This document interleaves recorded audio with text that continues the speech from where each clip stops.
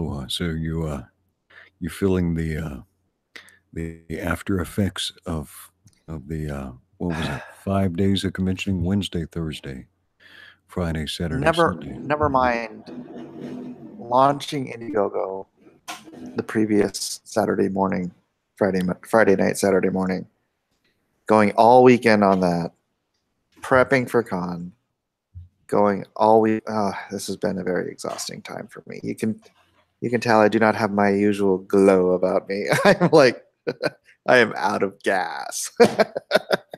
You need some some vim and vigor. Hang on a second. Let me we'll keep talking, but let me share this link out on Twitter just in case any of our friends are still awake at this time. Yeah. So, yeah, just beat. My brother is still in town. One of my best friends, Johnny, who was in that crazy, stupid live stream I did this morning, he just bugged out with his son Christian. And yeah, I'm gonna crash. And then I'm going to the beach tomorrow, or we're just gonna chill. So I get 1 day vacation, although I'll probably have to get to work as soon as I get home from the beach. We'll figure it out. Well, work is good. Work is good. Yeah, you gotta get refreshed, but yeah. Ever since we got kicked out of the garden, God told you how it was going to be. So don't be surprised. Yeah. All these thorns, man. It's getting pretty thorny around here. So, I mean, it might be reiterating. I think, and this is just for people who didn't hit, and if you didn't watch that live stream this morning, I don't blame you, because it was terrible sound quality. The camera or the phone was bouncing up and down, so you couldn't see it. You probably didn't watch it, right, Edwin? No, we caught a little bit of that driving to church this morning. I listened to it at least. Yeah, it's terrible. Couldn't even hear me. But no, it was about the blush being off the rose on the whole comics industry. It seemed to me, and not just to me, I was talking to a lot of different people. One person who did better this year than they did last year.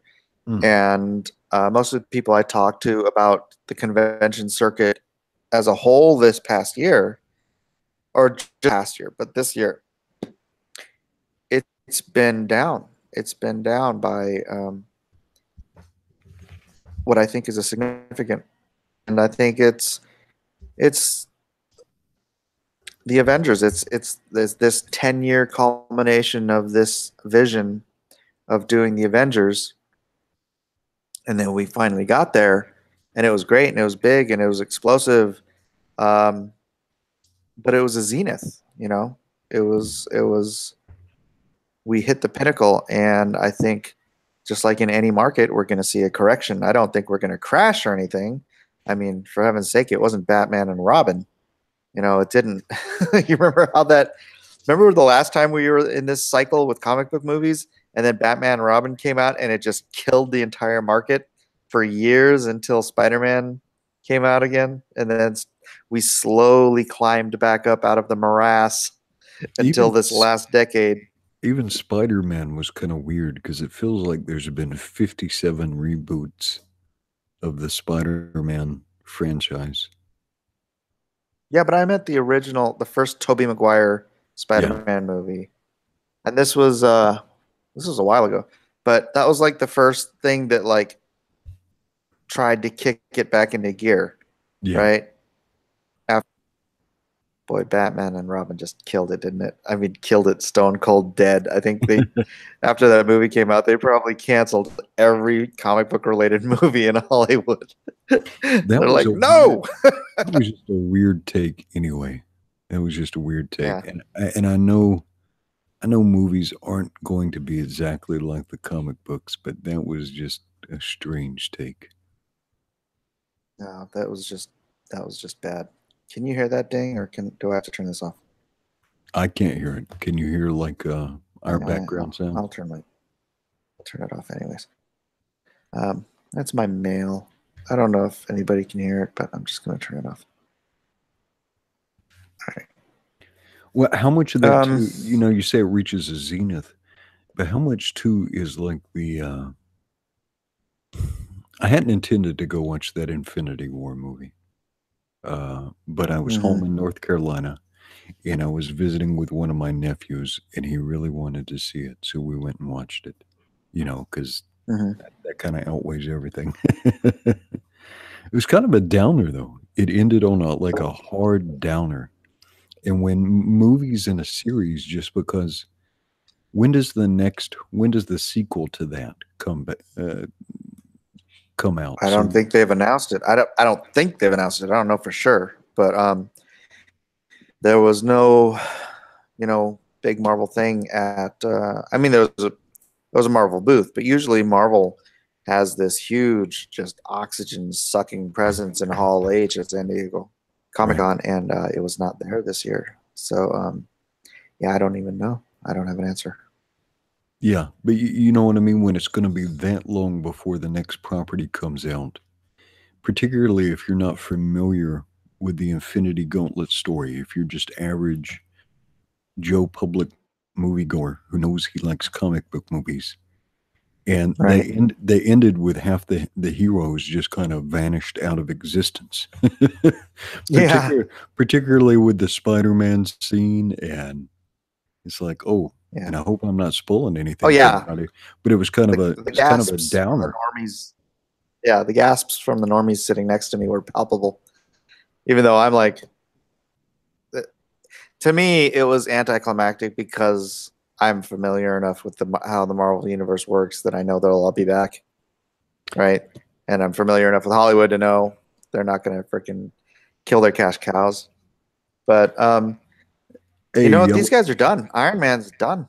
Yellow Flash is in your chat. Have you ever talked to Yellow Flash? He's a good dude. He is he's a walking, talking. So Yellow Flash, you want to hop in with us? I mean, yeah, I've talked to him in some chats. He's a walking, talking Molotov cocktail. He's great. Yellow Flash is pure berserker rage. Well, it's fantastic. Aloha hour, not the Molotov cocktail hour.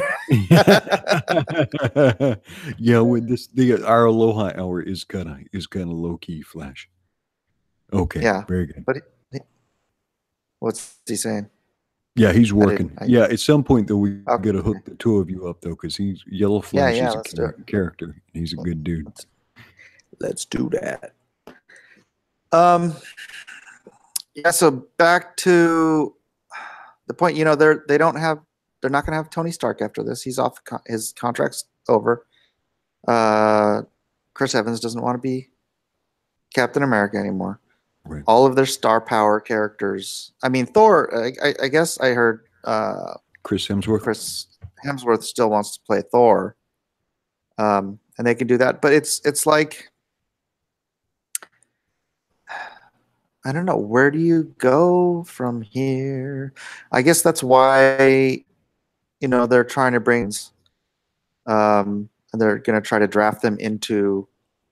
This is my speculating what they're going to do if they have a freaking brain in their head. They're going to draft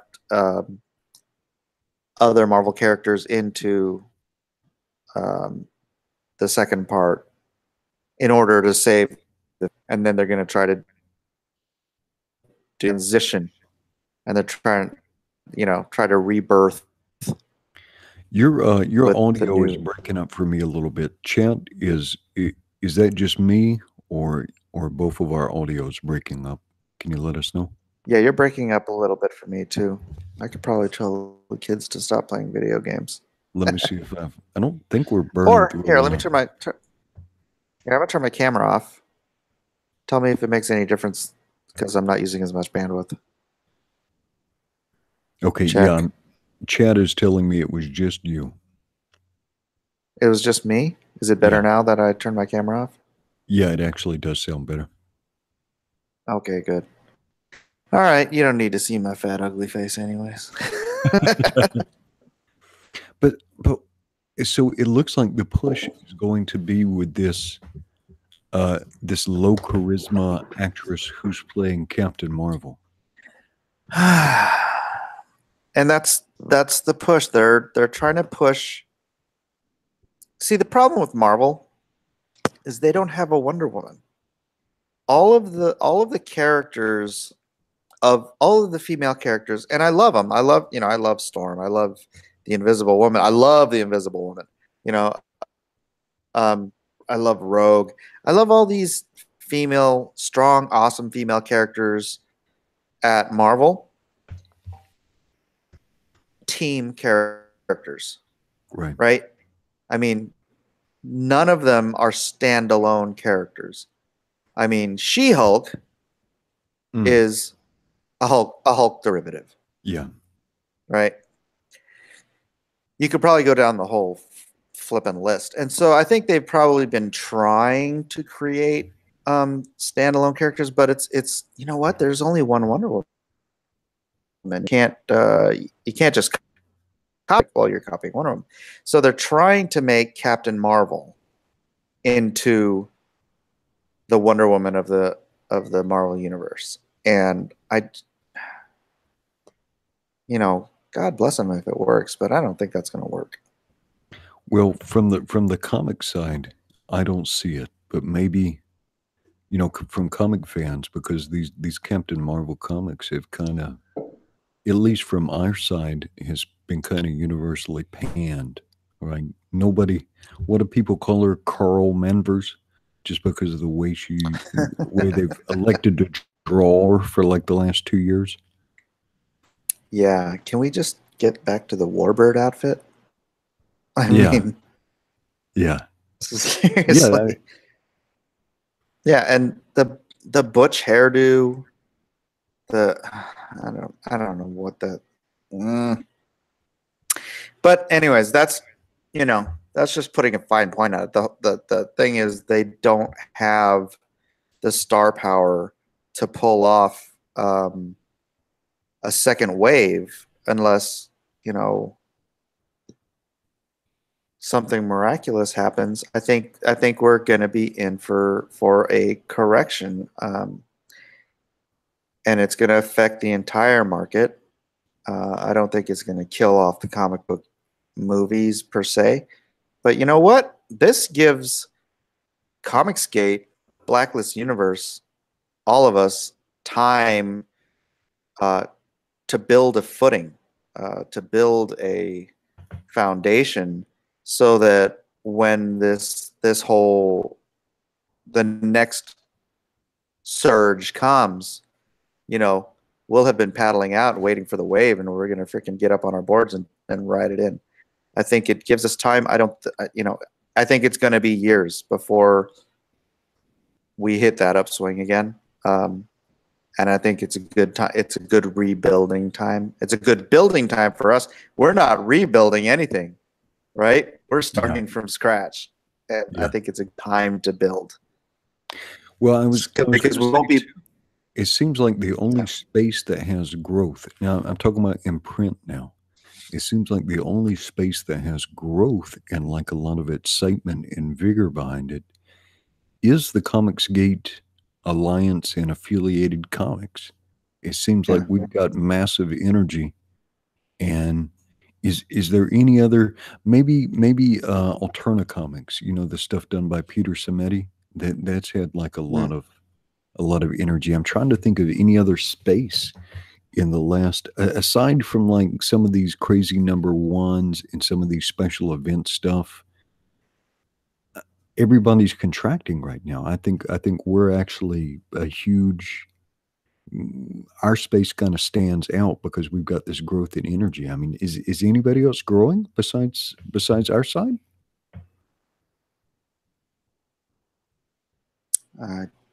Not that I'm aware of, but we're changing the dynamics of the industry. We're not coming at this with the traditional publishing model. And I understand everyone's qualms with the expense of the comics that are coming out through IndieGoGo, I totally understand it. I mean, I'm a cheap guy. I don't want to freaking pay $25 for a comic. I've done it. I've backed a couple of them, but I get it, and people can't keep doing that just to send a message, right? Yeah. At some point, you'll want to buy comic books at comic book prices because you want to, you can't spend all your time and money sending a message.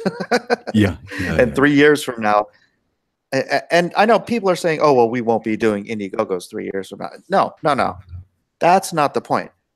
The point is getting to a point, because I still firmly believe in like the subscription or the mailing model or something, and working it in some way into an IndieGoGo model where you're launching a subscription rather than launching a single issue, right? Yeah. Or you're doing something where your fans are getting ultimately their books at a very reasonable competitive price to the standard comic book marketplace. But we've built our fan base up to the point where we're selling 15, 20, 25, 30,000 copies. And so it's legitimately cost effective for us to get it out there at those prices. Right? I mean, Ethan's at 4.5 45 400 $450,000. Yeah. Cyberfrog #2, whatever he launches at, and I'm not giving him financial advice on how he wants to do this. I mean, it's his business, so he can do whatever he wants. And frankly, I haven't thought this through. I'm just kind of making it up right now as I go along. If okay, never mind, Ethan. Say I got $200,000. I'm not going to. I'm trending it at like 60 to 100. So if I get 60, I'll be a happy little camper. But say I got $200,000 on Lone Star #1. I could, after shipping these out and finding out, all the nuts and bolts and what works and what doesn't, and because this is sort of a testing period, right? We're all just, playing it by ear at this point in the game, right? But if we got to the point where I was like, well, I can get costs down to this much, and I can get shipping down to this much, and whatever, because I know that I'm going to get 20,000 orders, we can make this totally viable and affordable for our fans, and still maintain using an IndieGoGo type model to do so, because I don't want to abandon this. This is a phenomenal new resource that the rest of the industry doesn't seem to be able to get a grasp on the way our group of creators has, if you follow. Yeah. No, I do. And this, so right now, this is the expeditionary force. So the people, the early adopters, the early adopters who have jumped out are going to figure out how to do this stuff. Yeah. And there's going to be some mistakes, and people are going to have to figure some stuff out, and some people are even going to fail. But a lot of people are going to succeed, and we're going to figure out some new solutions for stuff. Did you have a chance to talk to anybody at the Alterna booth about some of the stuff they had talked about publishing? Because Peter Cimini a while back was talking about a way to make printing and distribution more affordable, and I'm not sure where he got with it. Yeah, no, I don't get away from my booth much at San Diego. I mean, I don't know if you know the layout of this place. It is a 1/4 mile long convention center, and you have to walk through cattle to get from one end to the other. I had to, so I have prints at the other end of the con at another booth that a friend of mine sells my prints at, and my prints were at his booth, had gotten dropped off at his booth. So it was like the con had already opened.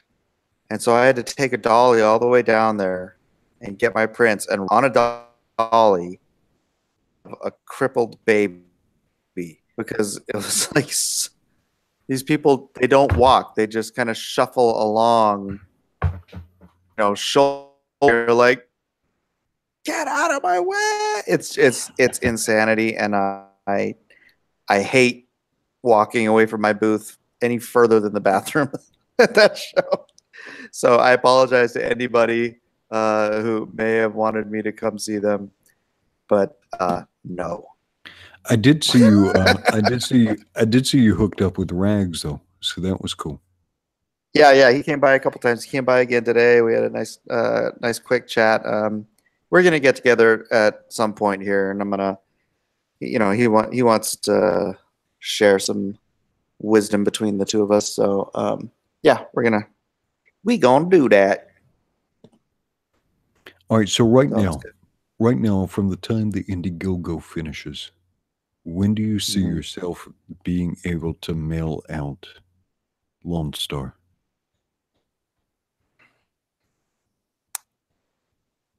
Honestly, I haven't even picked a colorist yet. I'm still, and actually I talked to another colorist at the con that I want to get samples from, because I want to make sure the colorist matches the book. Right. Because you can be a great colorist, but if you're not right for the book, then it's I'm not just going to get anybody on there. So I still have a couple samples I'm waiting on. But colorists, professional colorists, are usually pretty fast. So whoever it is, I could probably get them to chase my tail pretty quickly. Although I am 20 pages in. Figure I'll still get 4 to 5 pages a day. Not a day. 4 to 5 pages a week done between. So I have another 28 pages to draw. So that's 5 weeks, 6, 7 weeks.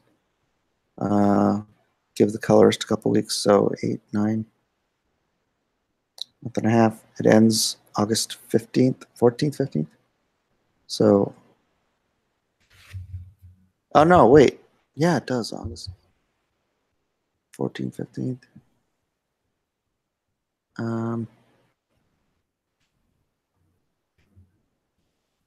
I don't know. I want to get it out by the end of September. I mean, I said September. Good. And so, yeah, which means I may need to go with a more local printer. My old partner at Alias really wants me to use this South Korean printer that he's in tight with. Does fantastic printing. They do all of the printing for IDW and some of the printing for Image, because we brought them into the basically brought them into the comic book industry. And they printed all our books for Alias, and that was just freaking fantastic stuff. But they have a 4.5 week turnaround, so that would put me into October if I don't get it done before August is even over. I think the sooner the better. The sooner the better. Yeah. Because right now, that's what I'm saying. I think right now we might have a slight bottleneck to some of this energy, and it's just that. It's just because people now have so much money out, and they need something to have in their hands. Yeah. And the sooner that starts happening, I think absolutely. The better for creators and the better for fans and consumers alike. Honestly, I'm considering getting something out to them prior to launch. I mean, prior to the finished comic, just something for them to have. I was talking to a friend who does pins, and she was really encouraging me to, if I needed anything, do that. And I was thinking, oh, what might be really sick is doing like, the golden eagle of his symbol on his chest. Yeah. But overlaying it on top of like the Air Force star and stripes as a little lapel pin that I could probably have produced for very little per piece. I have to order hundreds and hundreds of them to get this low price. But shipping on those would be negligible. Probably, you know, a couple bucks a piece maybe, right? Right. And if I could do that and like as soon as the campaign ends, get those made and shipped out. And Hey, it's like, dude, you are in the Lone Star Squadron, right? one of your Here's your pin. one of your viewers here tags comic book broadcast, says, dude, I totally got a patch and pins hookup. So tags, if you're on Twitter, make sure to send Mike a note just in case. Yeah, do that. Yeah, because there's every day I meet new cool people, and I get a chance to introduce new people to each other, and it's been kind of fun. And people will help if you ask. Yeah. Yeah, boy. So when are we gonna record the when are we gonna do the radio play for that first little part? Let's figure that out this week. Let me find some time to massage that script a little bit. I really don't want to do major edits to it. I know somebody was complaining that it sounded like it was coming in too somber, and then it turns out, you know, it kind of flips a switch and he's, you know, being wisecracky. But that was kind of my intention. Where he's right. Yeah. Well, yeah, I want it to be like, dun, dun, dun, you know, he's talking to himself. He's like, you know, creating this mood for himself, but then he like flubs over his own words and he's, yeah, what that? And I hope that plays well to most people, but this one person was very put off by it. And you can't please everyone. No, you can't. And if you are going to edit it, at least get a good night's sleep first, so you're not running. Because it might sound too harsh if you edit it while you're tired. Yeah. Yeah. Hey, Akashik, if you are, I don't remember right now because I'm exhausted. If we're friends on Twitter, hit me up. Like, just tweet at me, and then I'll follow you back if I haven't followed you already, and we'll DM. We'll give me some of that info. Actually, Rags was mentioning a patch guy that he works with, but I'd like to shop it around and make sure I'm getting the best deal and the best quality and all that fun stuff. So never go with the first option. That's business 101.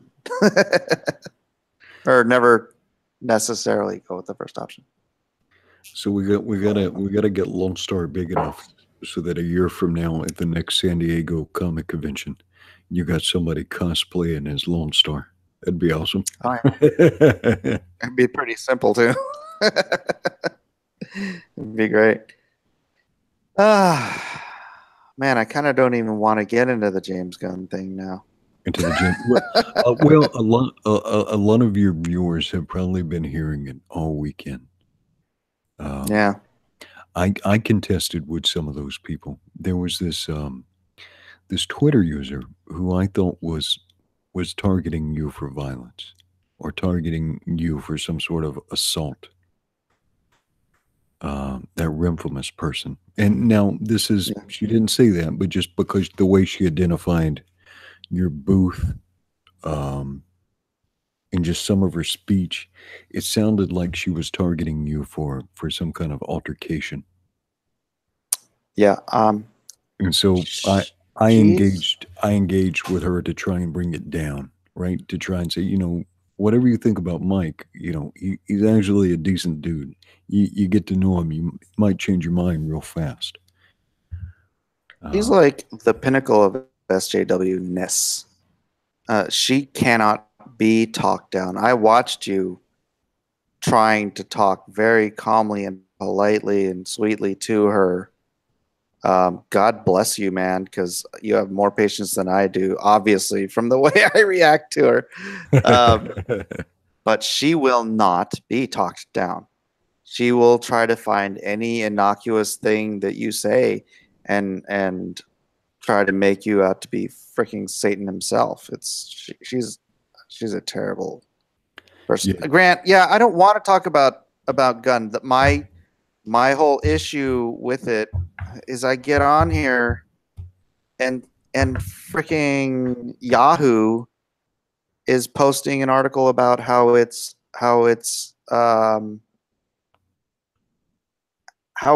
the alt-right racists who are trying to get him fired. And I'm like, how are you turning this into a political issue? Is it because of Cernovich? Because they always try to call Cernovich alt-right.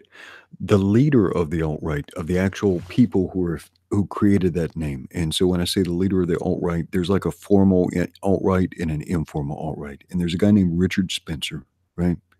He's a white nationalist. Yeah. And so he's the one who coined the term. He and his crew and some of their associates actually call Cernovich Cerno-Cuck. Right, because Cernovich is married to an Iranian woman, and just all they call him Cerno-Cuck. They have contempt for him. Mike Cernovich is not alt-right. Okay, but that's the article on Yahoo that I came home from the con. Oh, it was in my face. It gets worse every day, man. You know what it is? People are so busy. People are so busy with all the stuff in their own lives and their own passions that these different news agencies can write this low information hit piece, right? And they know that some of this stuff is so complex that people will never have the chance to sort through it. And your average person will read it and said, well, they said it on Yahoo. It must be true. You know, the New York Times said it. Yeah. It must be true. Rich Johnson said it. It must be true. Rich Johnson from the Bleeding Core. I wonder if it will backfire on them with the great majority of normal, rational Americans who see someone cracking vile, pedophilic jokes, which no rational person thinks are funny or in good taste in any measure whatsoever, and then they see not Yahoo News or whoever else saying yes, this was bad and Sony fired them, and it was probably a good idea that they fired him. But no, they see these people trying to credit the alt-right with standing up against pedophilia. Why are they trying to improve the image of the alt-right? Right. They're so discombobulated in their thinking. They're like standing in a freaking circle, you know, circular firing squad. It's just like ready, fire, aim, you know. My takeaway from this weekend in all this James Gunn mess and all these people willing to sacrifice their reputations defending jokes about pedophiles is that we need an alternate industry. We got to back people like you and get you established with something, right? Beyond this IndieGoGo model, we got to get people like you established with something permanent so that we can have a source of entertainment then we can have some trust and faith in, right? Number one, it's got to be good entertainment, but it's got to come from somebody who's like, just not a degenerate. Like, just everybody needs a break from this degeneracy. Like your average American in small town American in flyover country, heck, your average American in the big city is just weary of everything being co-opted for all this nonsense and these bizarre points of view. Stuff is being written by these people who have like no commonality for us. And They have contempt for us inside their product and outside their product and in social media. And it's like, okay, I get it. You don't like me, I don't like you, so I'm not going to give you any money. Well, but I would still like to be entertained, right? Everything can't be serious all the time. We need some levity. We need some stories. I bet you can go back. I bet you can go back, and there's some shepherds somewhere in Israel, and they were making up stories, telling each other around the campfire. Like, storytelling is like, it's as old as man. Mm-hmm. And so we need these stories, and we need good stories, but we also need them from good people, like somebody that I don't have to like take a shower after giving you money.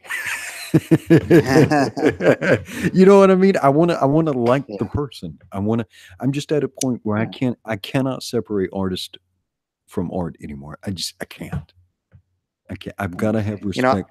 I was having this discussion with my brother. My brother is he he called himself very moderate, and I laughed at him because it's like jumbo shrimp, right? But he was. I'm an extreme moderate. Moderate extremists have seized City Hall. Yeah. They're not doing anything. They started cleaning the floors, picking up trash. But he was trying, I don't think he was playing devil's advocate, but if say he was, that I couldn't write my books from my worldview without them being politically slanted towards what I believe. Right. And on the flip side, he's saying that perhaps these people writing their books, from the other side, are not doing so in order to push a political agenda. And I would say, well, first of all, I can write without pushing a political agenda. He doesn't seem, or he didn't seem to know that I have been as political as I am now for the last 20 years. And he's read plenty of stuff that I've written, none of which had any political stuff in it whatsoever, right? Some of it had some religious overtones, but none of it had any political overtones. But there are left-wing writers who write non-political stuff, but those aren't the people we're talking about. We're talking specifically about those we have dubbed social justice warriors. And being asked to define a social justice warrior, how did I phrase it? That it's someone who, gosh, I can't remember how I phrased it. I had a really good answer for this question, but it was, they can't see or fathom that anyone who disagrees with them is rational or logical or kind. They have to see those people as irrational, insane, or stupid or evil, right? And they're not going to write for that audience. So they have this automatic assumption that all normal people think exactly the way they do. Mm. And because they have this mental block in their head, when they write what they just assume that everybody who reads it agrees with their political worldview. And so they're not pushing it in the sense that they're trying to convince anybody. They're pushing it in the sense that they believe everyone thinks like this already. You know what I mean? Right. And yeah, so, I thought for a while about what he said, and yeah, it doesn't bear up though, because you've seen year over year dip in comic book sales.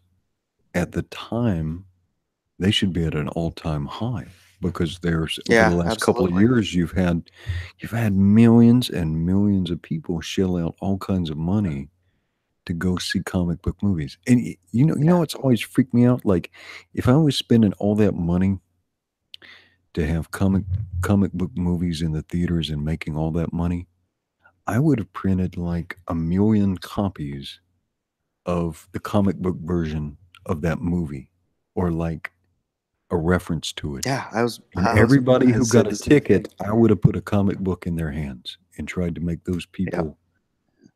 Like, what a missed opportunity. Did that happen at Absolutely. Because if you're doing it on that scale anyway, how many people went and saw the most recent Avengers movie? Does anybody know how many tickets? It's got to be like 10 million, right? No clue. It's a lot.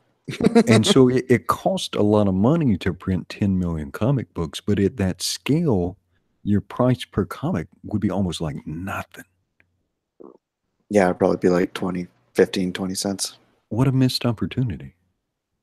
Yeah, absolutely. Hey, I wonder how well my press release got disseminated. A lot of people were telling me they saw it. And then even, I guess even some SJWs were complaining about it. There's some blogger, what is his name? He goes by the Twitter handle like Kenny Bloggins or something. He was ranting about that wound up in his hands. So I guess he got fairly disseminated. And fantastic. Because you were repeating some of the stuff that I had said in it. And I was maybe I should read it. John Della Rose posted it, shared it from his site, and he told me, I think he shared this with you too, that at least somewhere between 10 and 20 people from there clicked onto the IndieGoGo. So yeah, it was good. Yeah, that's nice. I'm glad to see that. Yeah, did all of y'all see the press release that did all of y'all see the press release that that Mike did about can you put that out in your mailing list, in your LONESTAR mailing list, in the blacklist? I did. I shot that out through the mailing list. How many of you guys got it? No. Yeah. I got one. I may have to go check my filter and make sure that blacklist isn't getting caught in the filter. Yeah, a lot of people are saying no. It's about half and half. Scott. So everybody that's saying no, are you signed up for the mailing list? Because make sure you signed up for the mailing list. Yeah, it's in the description down there. It says if you want to support me. Oh no, not that one. It's the abacuscomics.wix site one. Go there and sign on. Blacklist got blacklisted. I can read it. Let me just read it. I trolled your buddy from DC Comics. Who was that? Tony Bedard? Which one? Was it Tony Bedard? He's like, yeah, it sounds like my editor. Mike, it sounds like you support Blacklist. It sounds like you support Blacklist. I'm like, are you for real?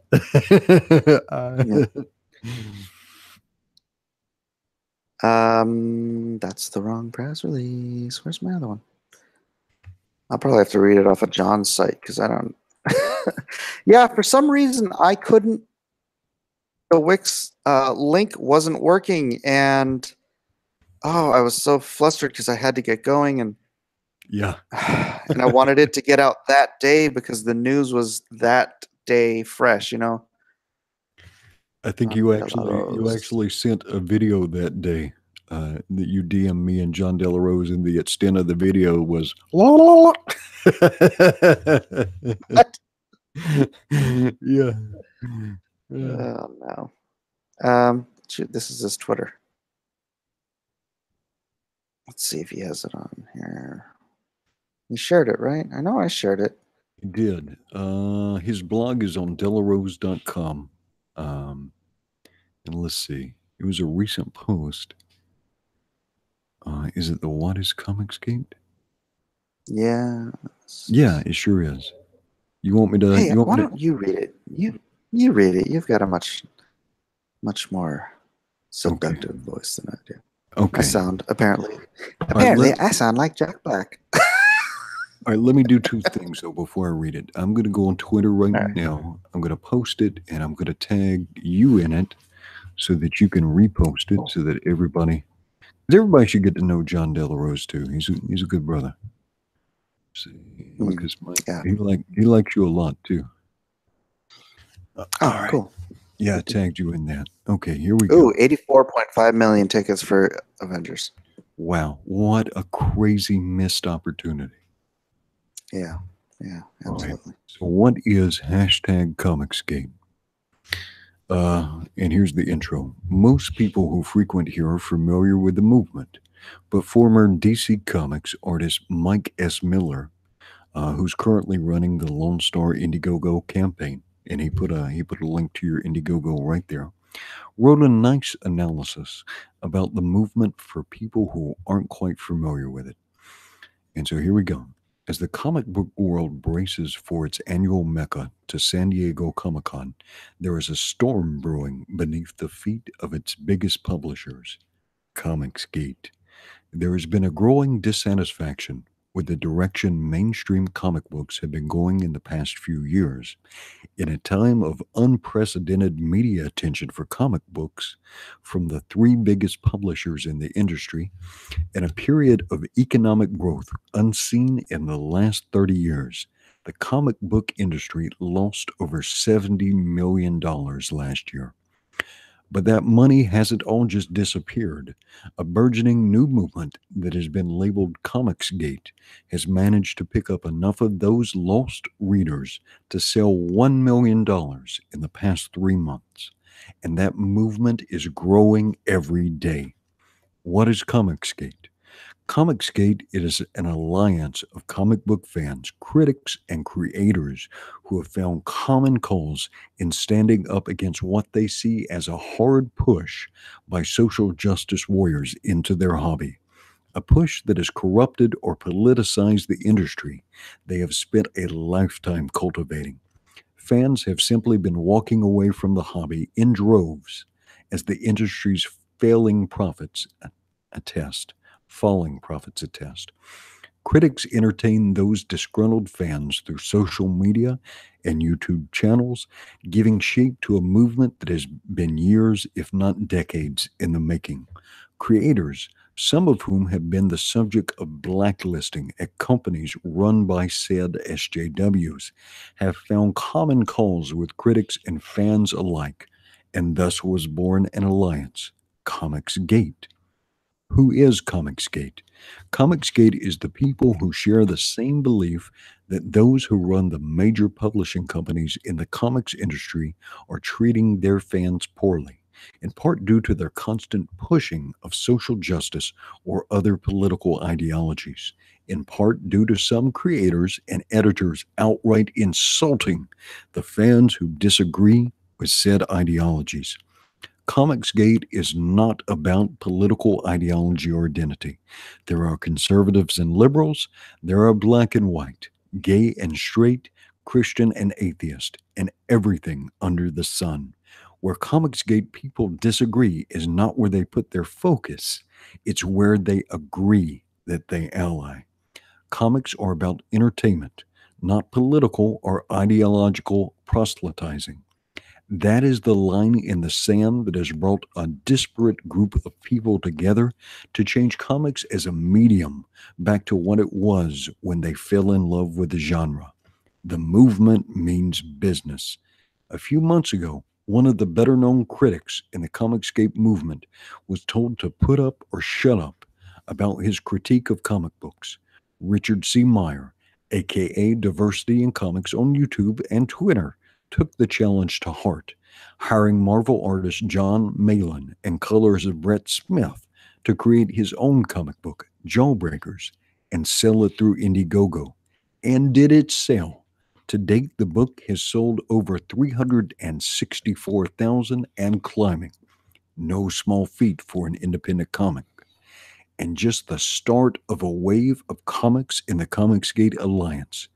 Next came Ethan Van Sciver's Cyberfrog, Blood Honey, a rebirth of the Green Lantern's artist 25-year-old creator-owned title, which has broken all records in the crowdfunding of comic books at a whopping $443,000 and growing every day. Mitch Breitweiser's Red Rooster, The Golden Age, launched just a few weeks ago and has already broken the $90,000 mark.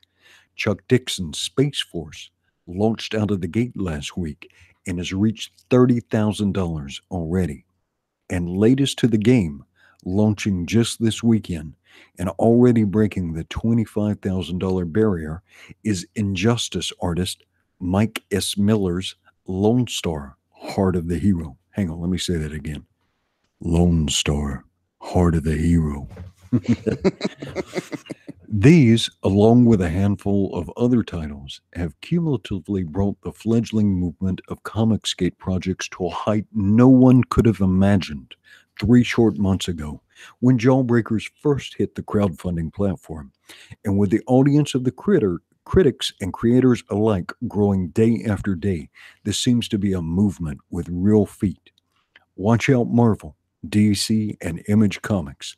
The customers you've been taking for granted have found a new venue for spending their hard-earned money.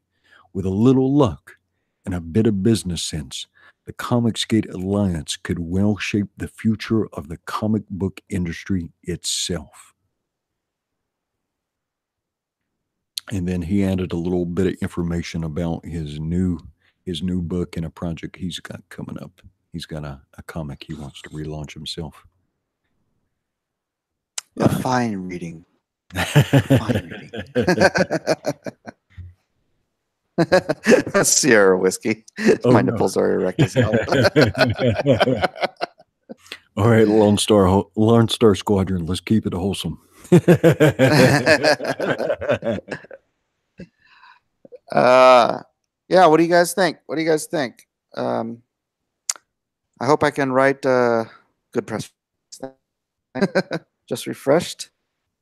Lone Star went from 26.4 to 27.5. Wait, what? Where was I when we started?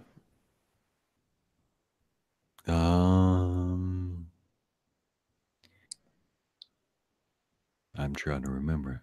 Well, I haven't refreshed it, and I loaded the screen up, and I see 27,610. Okay. So he may have had a page up for a little bit. Yeah, Well, you had an now I old see page. 27,500. Weird, but I do see 453 members of the Lone Star Squadron. So that is pretty excellent. Yeah, Lone Star Squadron. Call out your badge. Call out your squadron number. Yeah.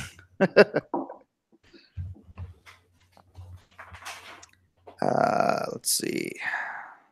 Good press release. I did get the press release. Finally got it on the Frog. What? Cyberphone. I must be missing something. I think he's saying he got he in also, on the Frog. Oh, yeah, okay. he's also back to Cyberphone. Yeah, 451 for Cyberfrog. That's right. It's crazy. It's yeah. Freaking rock on, Ethan, man. Akashic Soldier is saying you really should have your IndieGoGo link under every video. He does, but maybe it's obscured. If you click on that LoneStarComic.com, that actually takes you to the IndieGoGo. Maybe you need a line saying, yeah.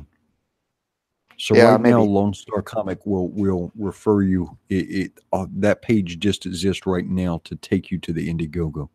But I'm assuming once the IndieGoGo is done, we can, if you have time, I don't know when you're going to have time, but you can have some Lone Star content up there too.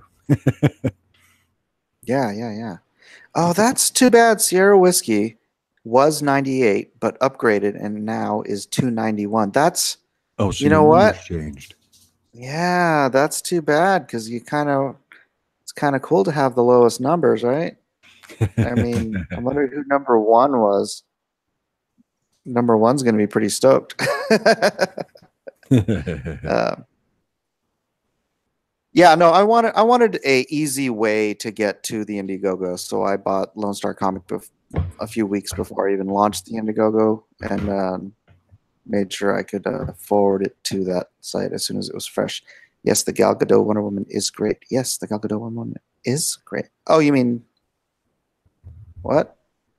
You mean the movie or That Gal or my Gadot Wonder drawing? Woman is killer. Yeah, did you recently Oh, do the a? one. No, I did it a while ago, but older tweets, and I saw that, and I was like, oh yeah, I'm gonna repost that. So I reposted it today. Dennis Peruch, new to the party with 4 different numbers. Nice. Yeah, hey man, if you're in the squadron, you're in the squadron, and that's what matters. Yeah, that's right. Doesn't matter. Doesn't matter. First or last, you're only the first 30 days. As long as you're there for 30 days, you're a permanent lifetime member. Oh boy. Yeah, I hope that press release got into the right hands and irritated the right people. Yeah, yeah, I think it did. I think it did, and it looks like it got a lot of play from John De La Rosa's site. But yeah, a couple of people seem to be perturbed by it. So, but yeah, I mean, I think it's so important that we take this narrative back. I don't want them doing what they did to the Tea Party to Comicsgate. You know, it's just so much more than that. They're so good at taking the narrative because they own the press and just ramming, you know, anyone they disagree with is a racist. They're freaking alt-right. They're this, they're that, the other. And it's like, dude, we're just normal people who want to read good comic books. Is that okay? And it's not okay. You have to read their stuff. Dude, I did a stream today. Where I was talking about just about the Hispanic talent in Comicsgate. And I ran out of time before I could even discuss everybody. So this whole notion that like Comicsgate is some sort of exclusively white and alt-right thing, how ridiculous. How ridiculous. It is. Look at my face. I am an Oriental. Yeah. Well, I think the problem is we've got diversity of background, but I think what really scares them is we've got diversity of ideas and like a high level quality.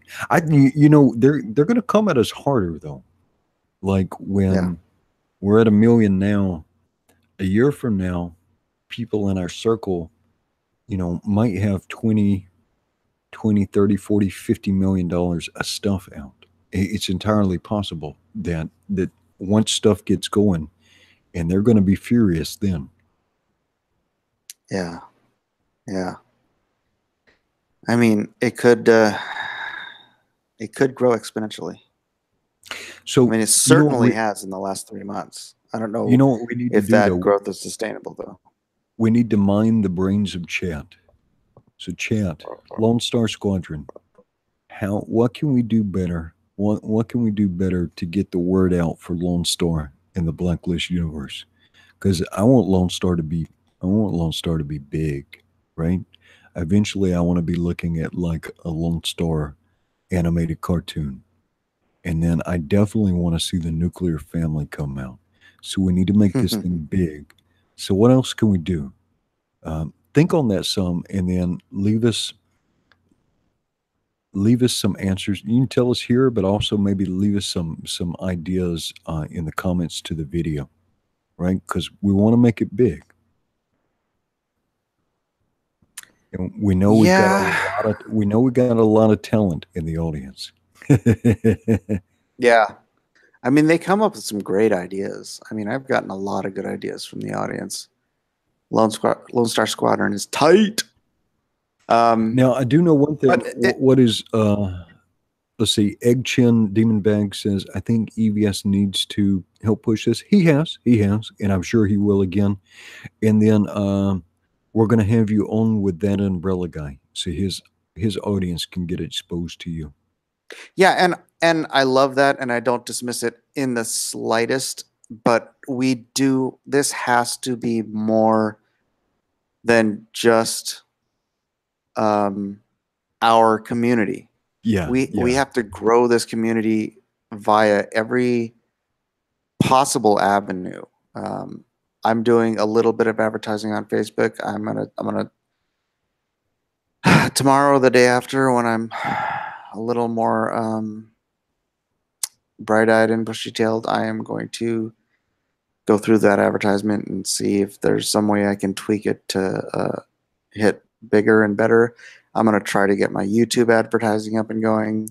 But I mean, it's you guys that, we all have a circle of influence. And even if you only have, 60, 80, 100, 200 followers on Twitter or Facebook or whatever, if you, as the squadron, do an impassioned plea for people to check out, and if they like, then support the IndieGoGo by posting it on all of your social media. I mean, don't just slap up a link. Nobody cares about links that people just slap up on their page. But if you get on there and you say why you think it's important, you say why you follow, why you support yourself, and why you think they should support as well, I think that sphere of influence has way more power than any kind of advertising or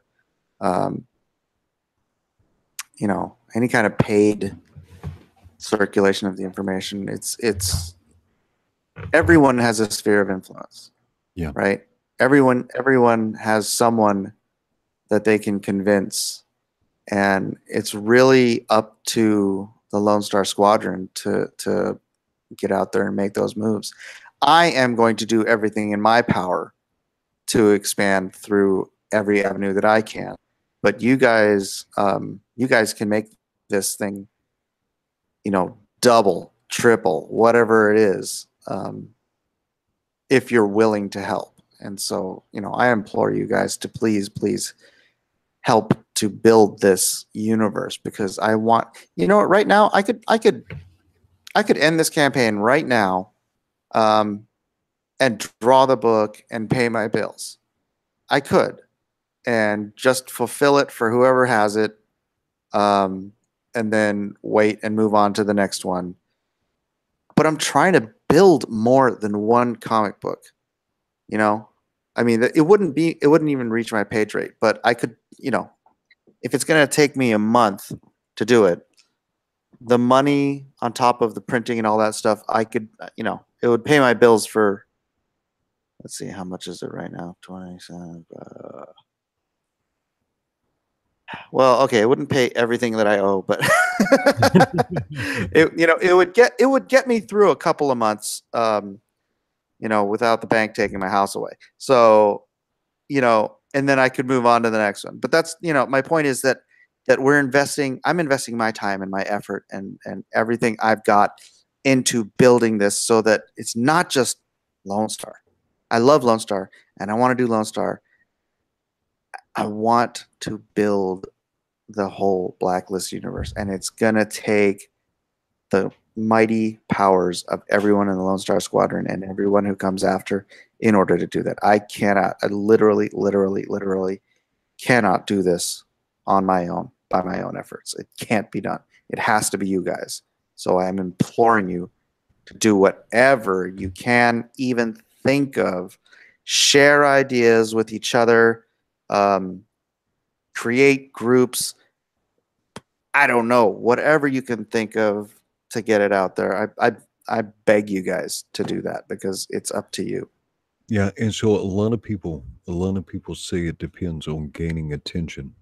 So aside from like the radio play and maybe another video, but it would be nice to have another cool, exciting video to get out there. Me and my wife tried to make one since you were busy, but it was quickly made, and we didn't have any new art or anything. We just wanted to make sure something new was hitting. What else could we do? Yeah, thanks. I saw that. It was cool.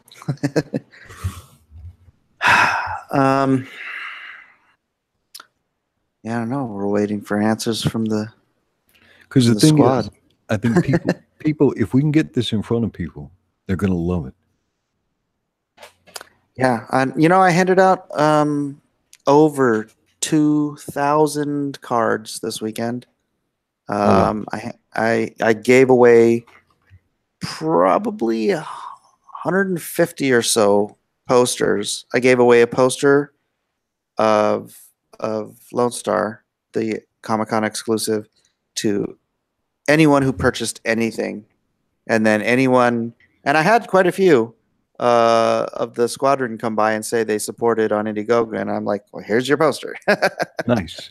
So, and everybody, you know, everybody who saw it freaking dug it, and I'm like, hey, check out the 10-page preview. It's on the site, but you know, it's got the LoneStarComic.com, so I say it's on the site. They're actually going right to the IndieGoGo. So hopefully, so that's over 2,000, you know, people, potential people that I reached. I don't, you know, most people don't even look at their cards that they collect during the con, but you know, hopefully some of them grab it, look at it, say, oh, let me go check this out, and then fall in love with it. That's my hope, that I didn't just waste all that time and effort. Yeah, so Zach here, dropped the yeah, ball so when he passed on Rogan's podcast. Yeah, no kidding. yeah, I'm sorry, say again. sometimes Zach is like an awkward interview. Like he's really good at monologues, but Hmm. when you put him with someone, he always gets like a slightly awkward sound.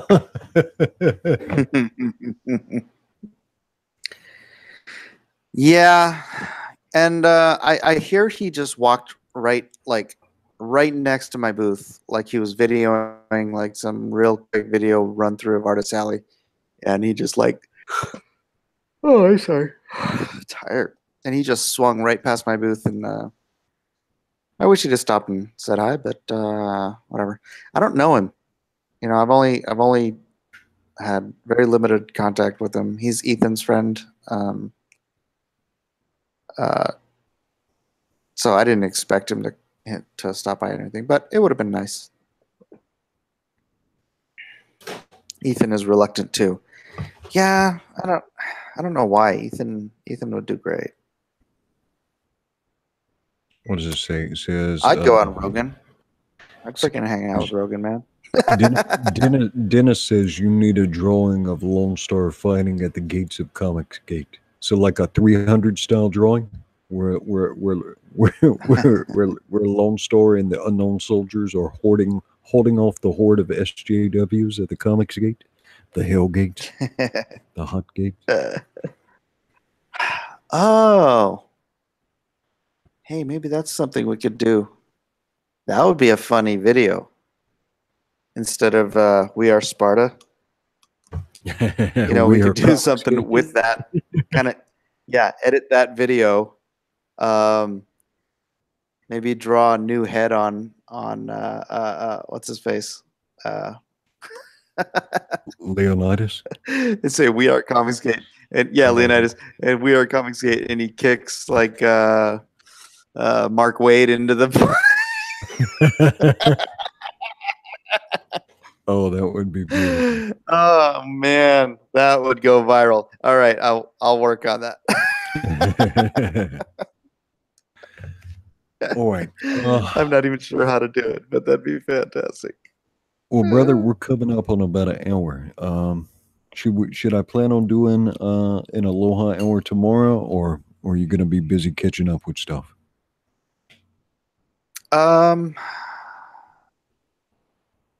I'd like to, and I really don't. Might get in a Twitter fight with PewDiePie. You know, I tried to follow a connection to Markiplier, but seems like that's not something that could happen. You know who Markiplier is? Markiplier. That name sounds familiar. He's a huge YouTuber. He's one of the like there's some top 15 YouTubers, you know, that in the who gets paid the most from YouTube, and he's one of them. But I don't think he would be very conducive to our cause, if you know what I mean. Everybody put their brains on it. Everybody put their brains on it. If we do what everybody else does, we're going to get what everybody else gets. But we want to have, yeah, we want to have it grow some. So help us out. I know you guys are bright, enthusiastic, and energetic. So yeah, put your needles on it. Nat Denon says, you and Ethan need to tour conservative media shows like all the CRTV shows, Gavin and Crowder. I'd love to do that. I was thinking about doing like, I love the Aloha Hour, but I'd love to like find a left-leaning co-host. Heck, maybe Tony Bedard, because he's like cool. Right on the cusp of leftist and SJW. He's not normal, but he's not psychotic. Right. And have like a Hannity and Colmes hour type of thing. I loved Hannity and Colmes when it was Hannity and Colmes, because I love hearing people, argue both sides of an argument. And when it just became Hannity, I tapped out. I was like, I don't need to hear this guy just regurgitate, the same facts every night. I like hearing him, mix it up with Colmes every night. It was fun. But something like that'd be so good. But who knows? Who knows? All right. You need Cecil. Cecil. Yeah. Cecil's a good dude, though. He's a reprobate, but he's a good dude. He's got some heart. Well, Mr. Miller, 4 a.m. is going to come very early for me. Oh, all right. Yeah, I saw you were up. Like, you get up freaking early, man. You're nuts. Well, it's just part of actually working for a living with construction workers. Yeah. We gotta get our crews out early. Anyway, Lone Star Squadron. Right. God bless you. Be good. All right. Hey, Edwin, I'm gonna stay on here and answer a couple questions with the chat. So I'll talk to you tomorrow, buddy. Absolutely, man. All right. Aloha. All right, guys. It's just you and me. Start getting on radio shows. I would love to get on some radio shows. We'll see what we can do. 35 minutes till 4 a.m. Sleep well. He's in Hawaii. It's not 4 a.m. there. It is what is he, -5 hours? And then 4. So yeah, he's got to get 8 hours. So it's 8 a.m. Everyone, it's different times in different parts of the world. I don't know if you realize this. Oh, maybe some of you are flat earthers. You believe there's one time zone. All right. Well, that was fun. Always loved talking with Edwin, my mi amigo in Hawaii. Sierra Whiskey, your comics don't just appeal to the conservatives. I'm liberal to moderate, and I support you guys. Yeah, thank you. And I promise never to write straight freaking political propaganda to try to proselytize you into anything else.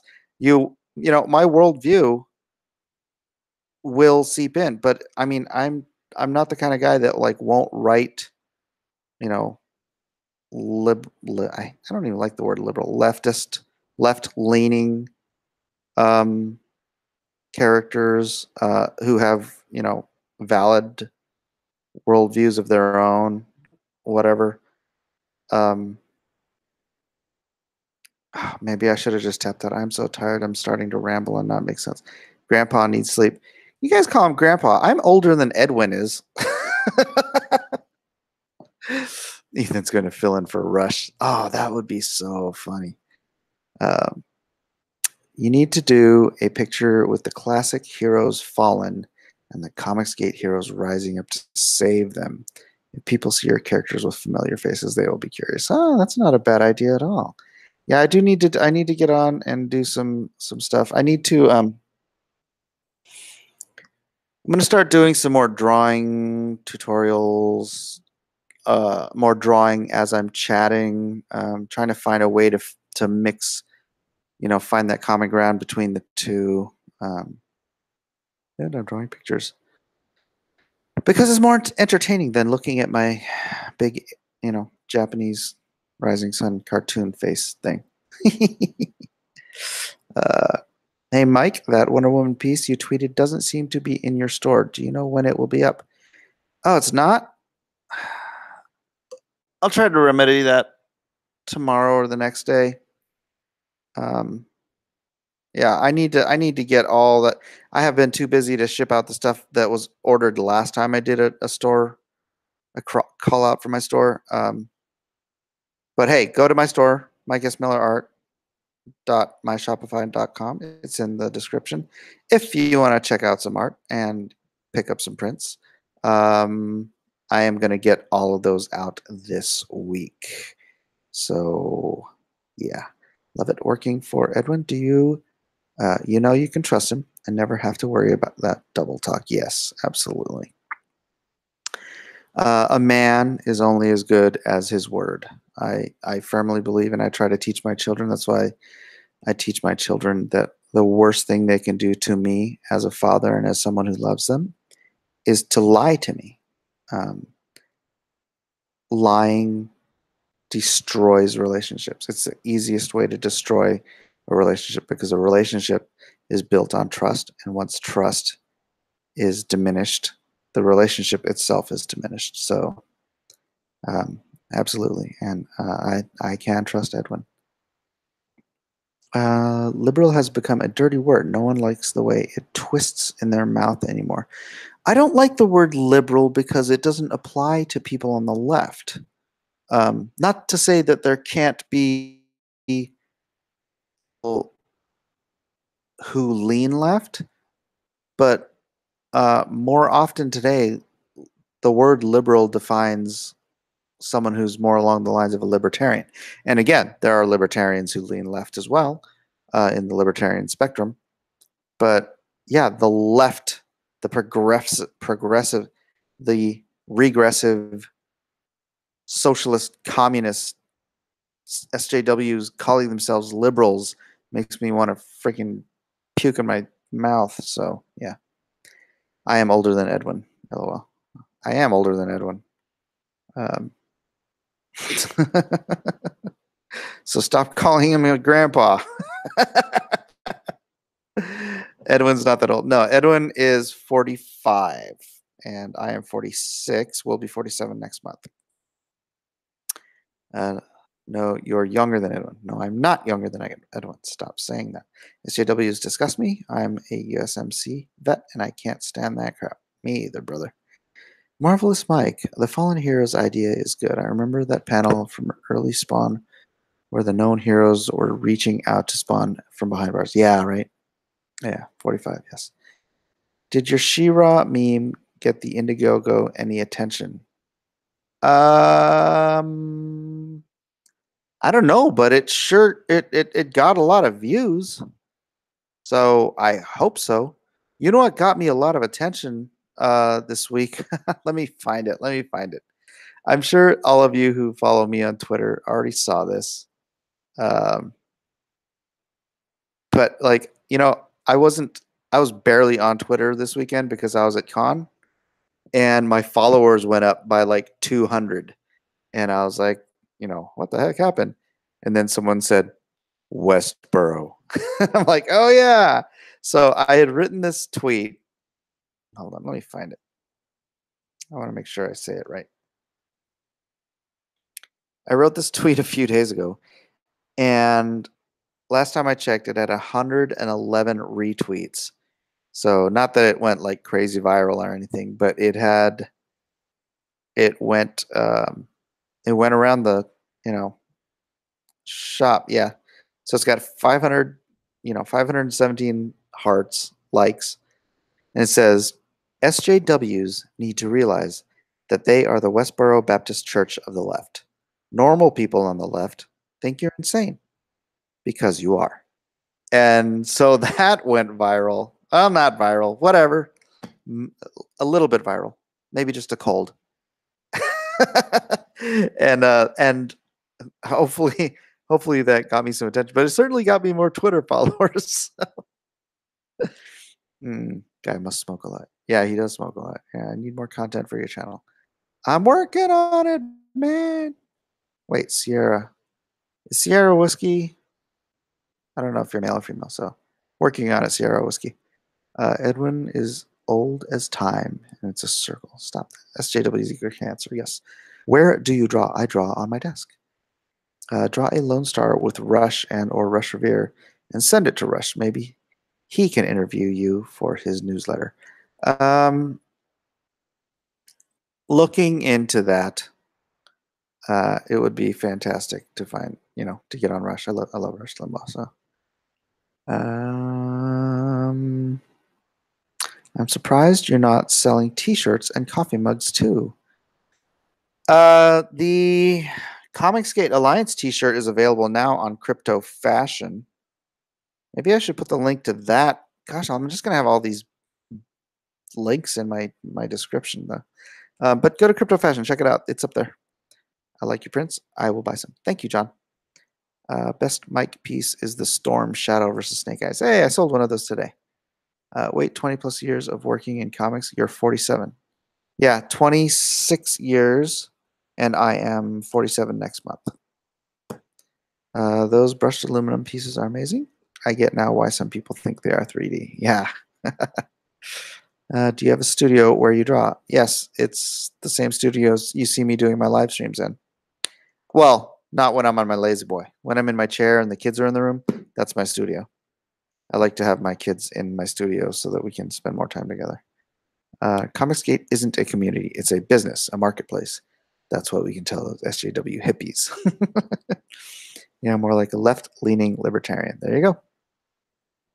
The left has left liberals behind. Yeah. Yep. EVS is 60. Actually, I think I'm older than Ethan as well. I think he's maybe 44 or 45. Liberals got weird fast. You guys aren't old. 45 is the new 28. I don't feel 28. I have underwear older than Mike. Oh, you should probably throw that away. Congrats, Mike. We are older than Edwin. Make a Godzilla trailer reaction. Yeah. I could probably do that. It's the Asian in Mike. It's like preservative, good until 70 at least. Yeah, and then like when Orientals hit 70, they're like their hair all turns white and their face just sags off their bones. It's like it all just comes and rushes on. It's like what's that? Dorian Gray portrait. It all of our sins accumulate on our face when we hit 70. Well, that's not true. My mom doesn't look that old. She's 77 or 78 now. Gosh, 78? No, 77, I think. Dang it.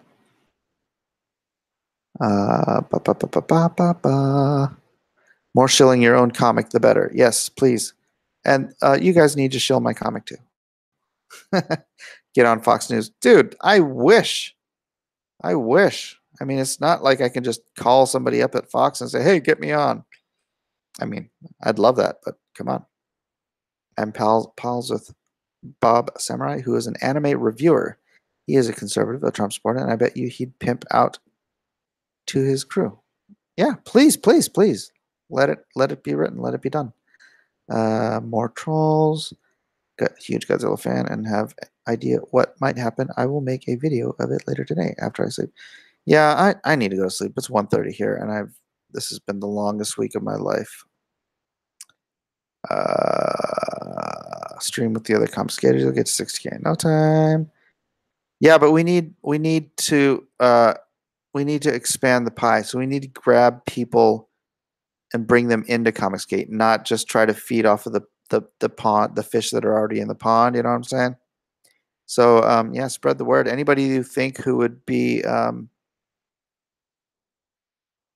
in league with us, in same mindset as us, just bring them in. Shoot, it keeps jumping. This is so annoying. Ethan's 44. So you're old man. You're the old man in Comicsgate. I think I am. I'm always the oldest guy. So weird. Asians don't raisin until 70.